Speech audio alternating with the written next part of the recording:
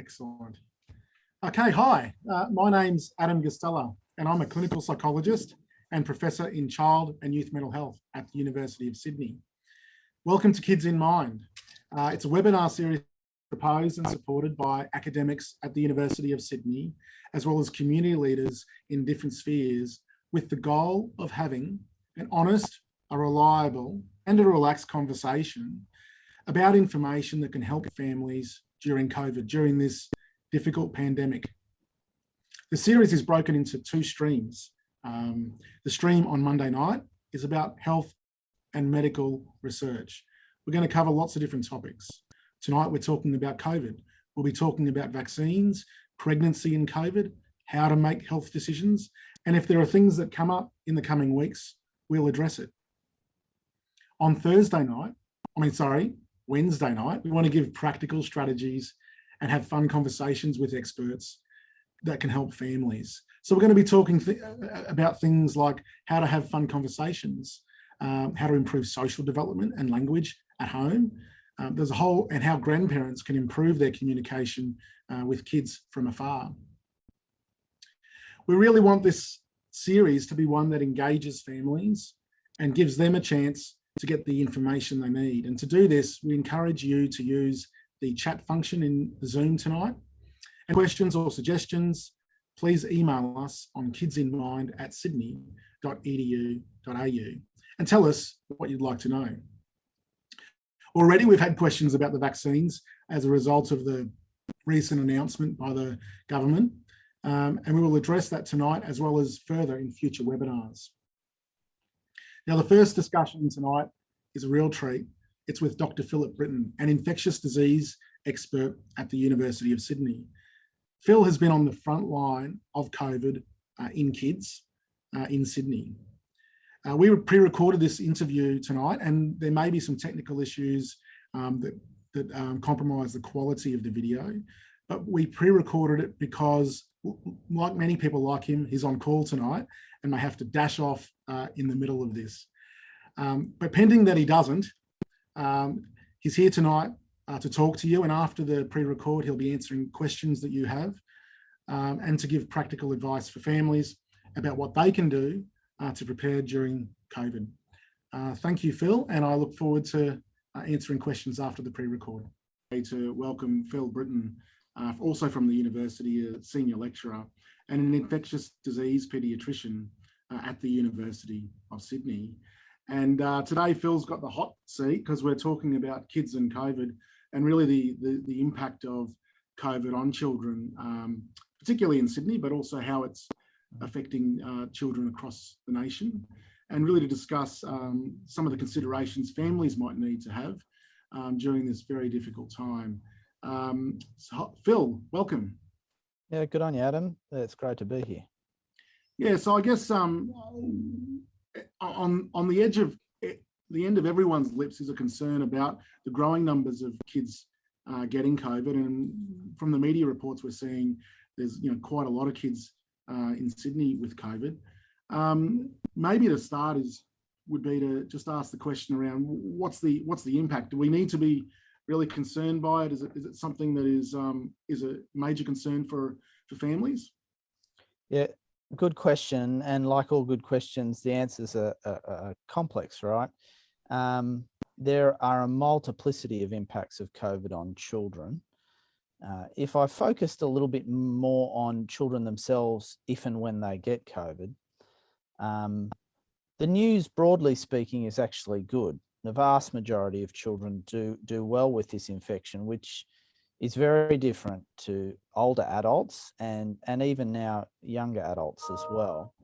And Delta really hasn't changed that story, even though there's more kids getting infected. That's really a function of just how much transmission in Sydney is happening in households and in bigger households with more children in them. So, by definition, that means more children getting infected. But our experience is that of many hundreds of children infected, it's in the order of less than a few percent that become sick with the virus. And when I say sick, I mean needing hospital care.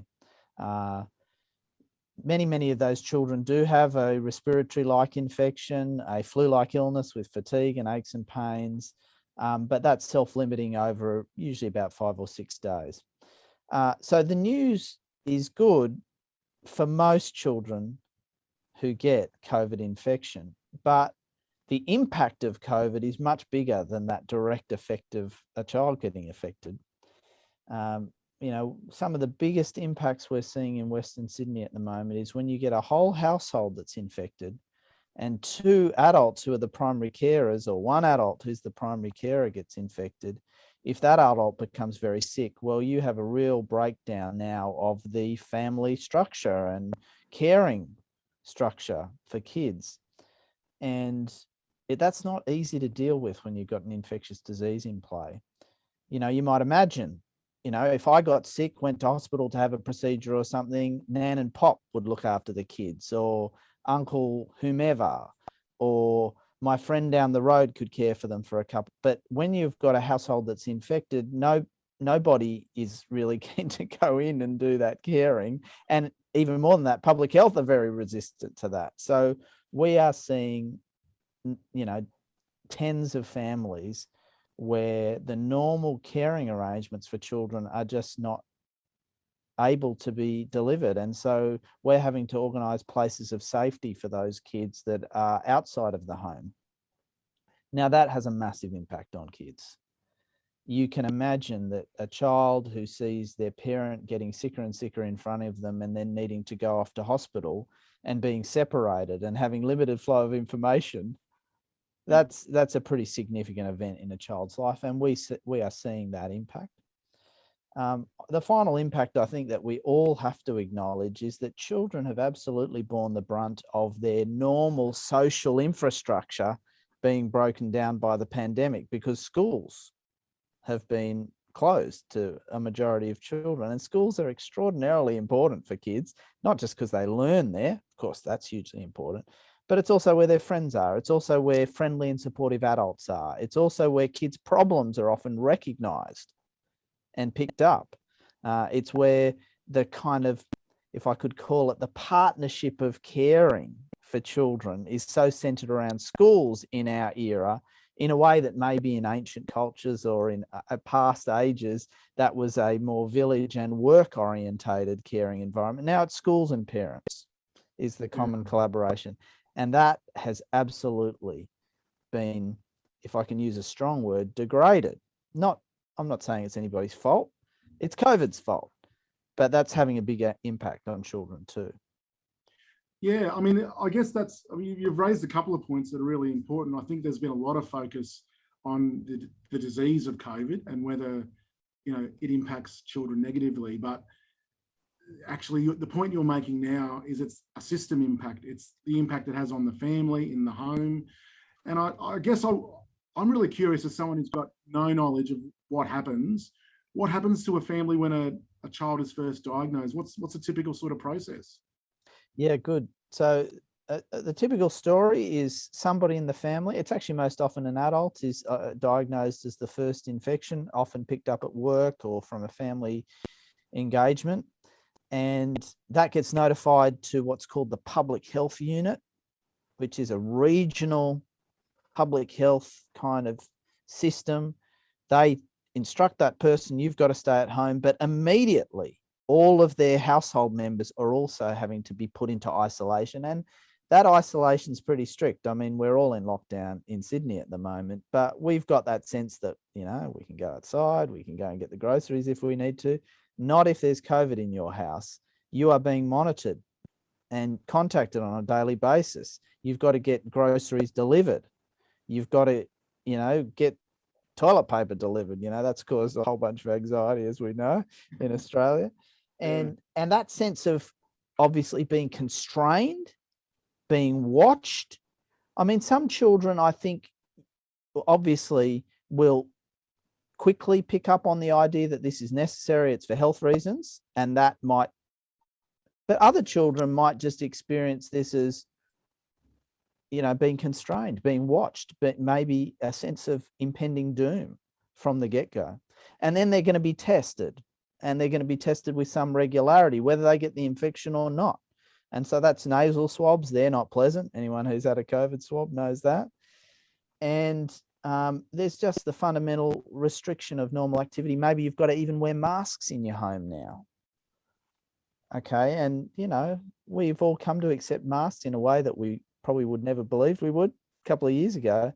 But still, many of us love the fact that once we get at home, we can take off the mask, you know. And now you've got this environment where you've got the mask on at home as well. So one can imagine for young children, or for children maybe with intellectual disability, or even just for a child who maybe has a baseline sense of anxiety about life, and there are certain temperaments that are inclined to that, this is already another stressor. And then they get the infection, and many children's sense of COVID, of course, is informed by their parents' anxiety, maybe what their friends have said at school, maybe they've seen something on a TV show. I think children do think to themselves, am I going to die? Now that's pretty confronting, isn't it? Yeah. And we've got to acknowledge that. We've got to be able to deal with that. We've got to be able to talk to children and talk children through that acute experience of infection with a greater understanding of their eyes and how they see the world and how they experience this stress. Wow. And so I'm just imagining this scenario where you've got parents being potentially diagnosed with COVID, other aspects of the family household unclear, undiagnosed. Do the parents have to isolate from the rest of the family? And then if that's the case, who ends up looking after children with parents that are COVID positive? Yeah, good one. I'll tell you a story, and I can tell you this story because the family have given me permission to do so.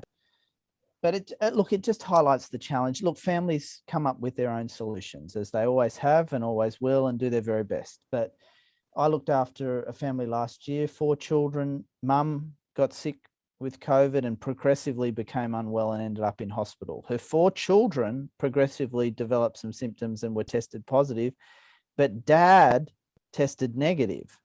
And so the instructions from the public health unit were, dad's got to isolate from the family. And his solution was to go live in the garage, which he did. Of course, he was doing that out of a sense of obligation that he didn't want to get sick himself because he knew his wife was getting sicker. She ended up in hospital, and there were 4 children. The oldest was the older teenager. The youngest was below 10, essentially caring for themselves in the home. And these children were very fortunate that they had a dedicated, loving aunt who Zoomed with them every day and called them frequently and delivered meals and groceries to the front door. I mean, that's pretty tough. And they had a lot of resources to get through. There's a lot of families that don't have those additional resources of the aunt down the road who's committed, who can stop working to get everyone through, let alone the garage that dad can go and live in. And I just think, that family, families get through. Families are resilient, much more resilient, I think, sometimes than we give them credit for even. But just the trauma of getting through, sometimes we've got to acknowledge. And I still talk to that family because, mum calls me to ask about the kids just to be sure they're going to be okay. This is 6-7 months down the track. And, I check in with her and she still talks about just how tough it was, and particularly dad, just how, poor old dad, who his instinct is to care for the family, and he's been told, no, you've got to get away. So these stories really are compelling just in terms of the real world experience and the impact. And of course the kids had COVID, but they all got through. They didn't get very sick. And yet this is a defining experience, I'm sure, in the life of the family. As I hear the story, I feel just hopeless. Like, what could you possibly do in that situation? Do you have any advice for families at the moment who, like me, would be terrified in that sort of circumstance? What can families do you think, to, support themselves and their family in those circumstances? Yeah. Well, look, I think the good news is that, we did learn from last year. We learned that these situations happen and that these are the challenges, and the system has started to respond, and I think respond effectively. We've got much better ambulatory care models now so that these children and families can be linked in with a hospital service that effectively is checking up on them every day. And we're now doing that for hundreds of families in Western Sydney out of our hospital. And, you know, we're trying to step into that gap of providing that additional scaffold, knowing that this is a major stress on families. So contacting them, talking to them, getting the Panadol to them if they need it, having social workers who can talk, okay, what family members or other contacts can you mobilize to help you with some of these tasks? And that surveillance care also is there when a parent gets sick, or, you know, heaven forbid, when both parents get sick, if it's a 2-parent household. And we've had to bring kids into hospital simply to provide a place of safety. And when we've done that, I can tell you there is enormously goodwill for these children, and you know, there's play therapists and screens, you know, mobilized for the kids. Now that is not a substitute, and I don't want to downplay the stress. And we've got to work with these kids over the medium term to help them incorporate what has happened and not experience, you know, the trauma in a long sense. But the system's trying to fill the gap. I think families need to talk about COVID, you know. Even if you don't think you're going to get it, even if you don't think your kids are going to get it, even if you think your world is pretty sorted, I think we should talk to our kids about COVID. We should talk to them about how difficult it might be if we got sick, but that we're in it together, and we can do this together, and maybe tell some stories or have some imaginings about what it might look like if that happened. Not because we're trying to stress our kids out in advance, but we're trying to prepare them that hard things do happen. But if hard things happen, we can also, you know, find the strength in our relationships and in our world to get through difficult times. And I would prefer people to have those conversations in advance, but also to be aware that the system is scaling up to respond, and there is goodwill towards these families, and we are mobilizing resources to help. Yeah, that's really important. It's a really great message, Phil. I think that it's a really hard conversation to have, but what are the sort of key points in that conversation that you think, if we're going to have it with kids and we're going to sort of plan for that, what are the things that we need to think about when having that conversation? Yeah, I'm going to get a little bit infectious disease here. Go for it. I think it's helpful for families to talk about vaccination, and I think it's important for adults in Sydney at the moment to get vaccinated. That's one of the best things you can do for your kids. Protect yourself and protect your kids. So let's talk about vaccine. Talk about why we do these things to prevent infection, like the hand washing and the mask. Now, many kids have incorporated that into their world, but continuing to talk about it in a positive sense of things we can do, right, together. Yeah. And then tell them that, you know, people do get this infection, but actually the majority get better, right? And particularly if you're a kid and you get better, that by far and away the likelihood is children will get better if they get this infection, and kids should be told that, right? We're preventing it, but if you get it, you're really very, very likely to do well. And if you get sick, there's doctors, there's hospitals, there are treatments, and we're very grateful to live in a place in the world that those resources are there, they're mobilized. There's huge amounts of effort to understand this, both in the research sphere as well as in the clinical sphere. All of those are good messages for kids to hear, because they are going to feel sometimes a bit lost. Yeah. And we're building a story that allows them to see that they're not lost. They're part of something that is ready to help if necessary, and they're going to do well almost always, even if hard things come into their life.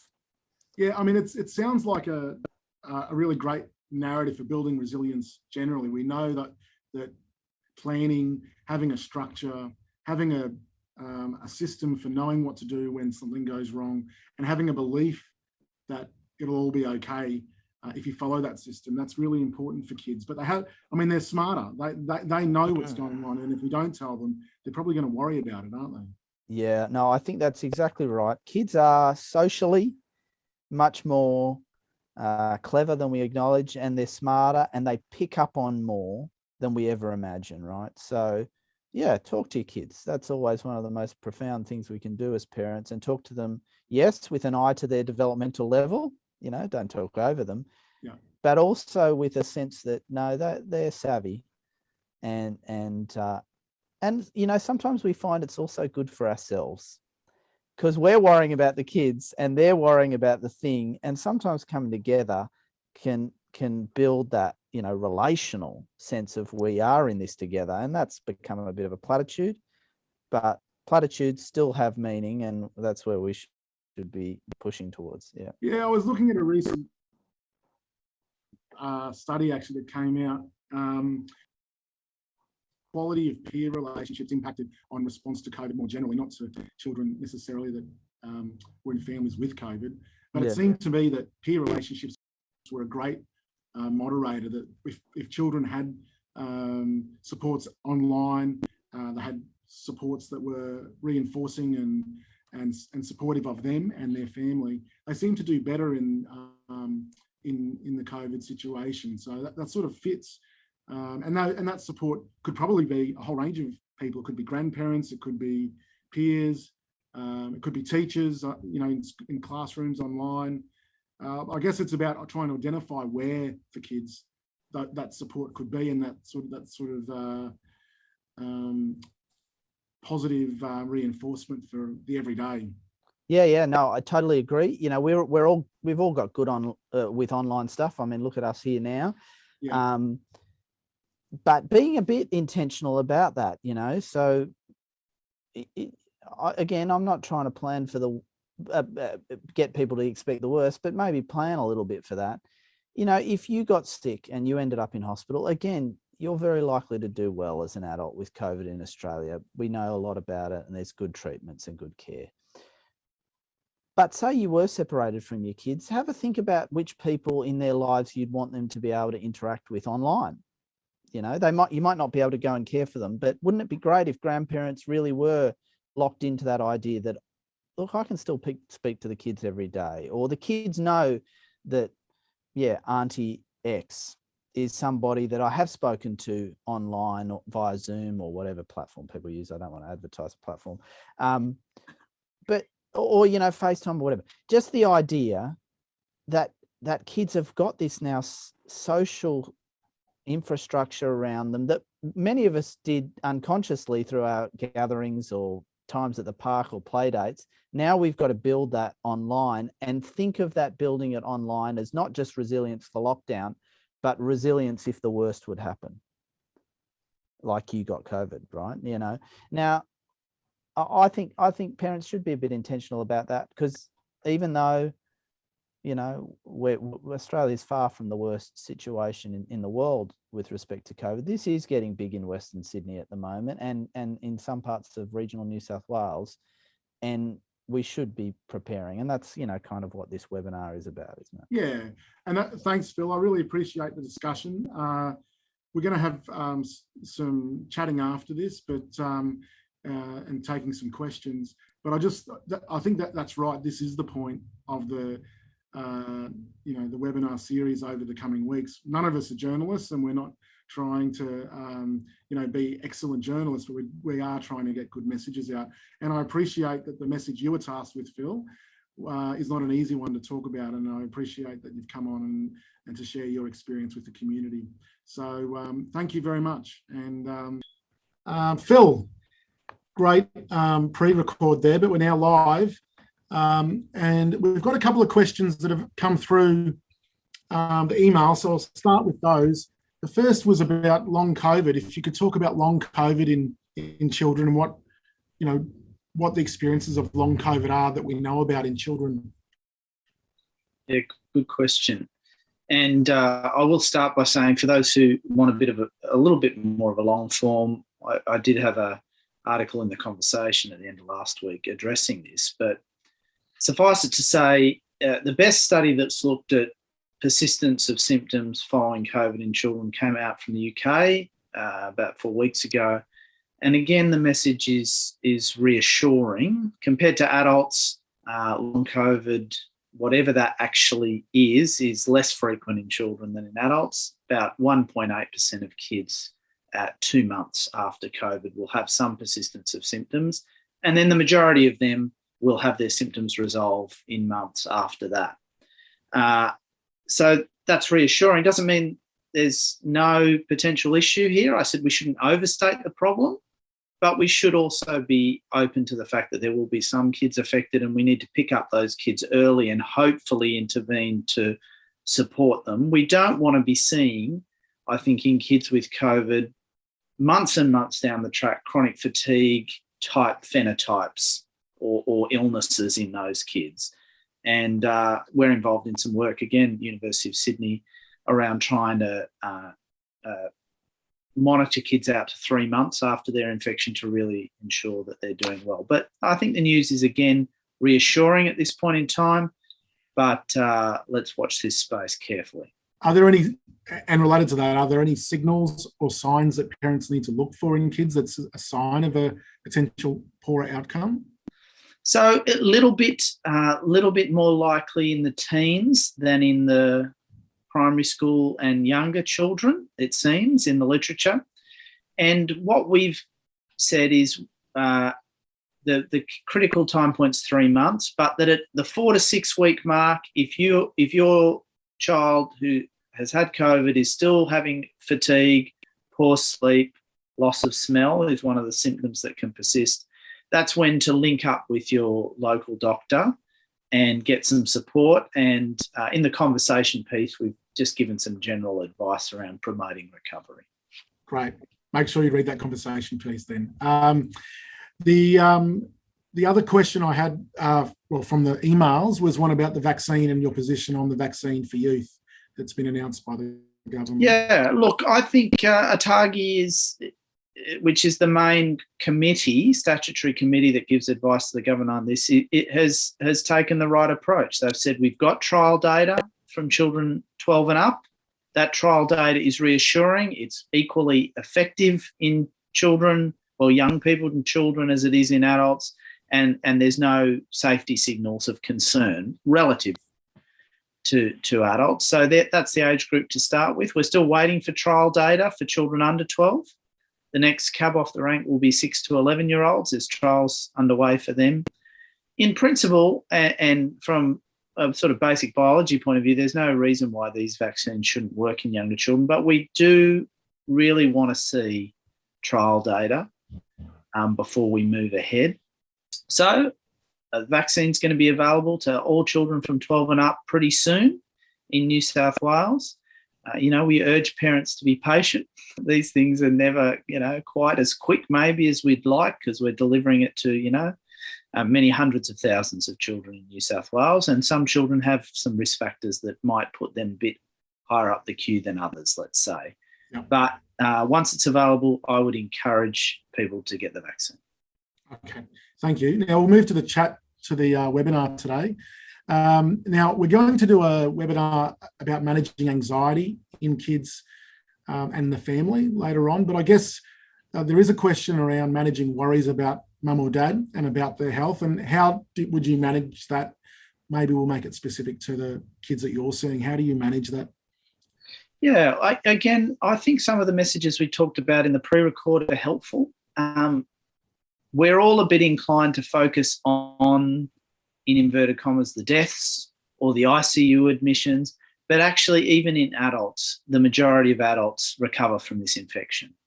And so let's start with explaining most people who get this infection are going to recover.